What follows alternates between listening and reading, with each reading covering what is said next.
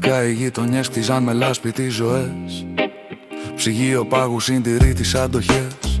Παρέες, πιώματα, αγκαλιές με ζούντα απ' τρίκυκλο. Τις πήγαν εκδρομές.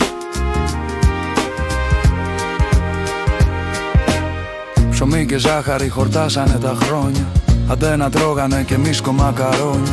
Μα μόλις έπεφτε η νυχτιά, ζευγάρια φώτιζαν στενά. Με τα όνειρά τους τα ακριβά βάλαν στον έρωτα φωτιά. Με μόνη πρίκα τη χαρά.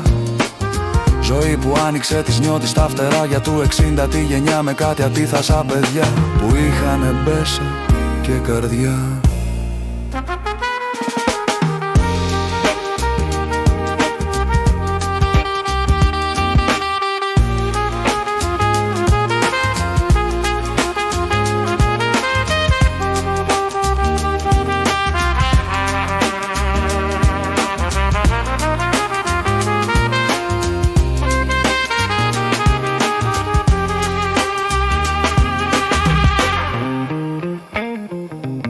Στα δυτικά οι γειτονιές γεμίσαν παιδικές φωνές.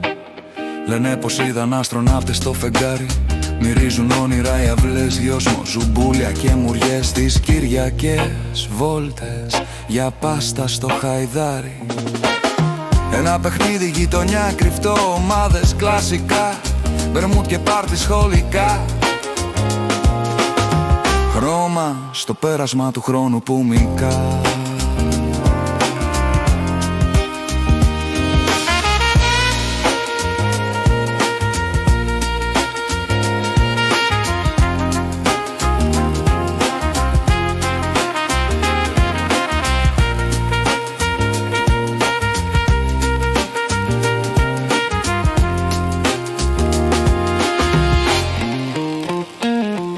Ραδιοφωνά πειρατικά, jukebox να παίζουν λαϊκά. Στην ΙΕΝΕΤ αθλητικά, στο δεύτερο απόγευμα Πετρίδης Αρχινά. Στο Ιντεάλ το σίνεμα με Μίκι Μάους και Ταμ-Ταμ. Σε δίψαγαν τα χρόνια, σαν μια ταινία η ζωή.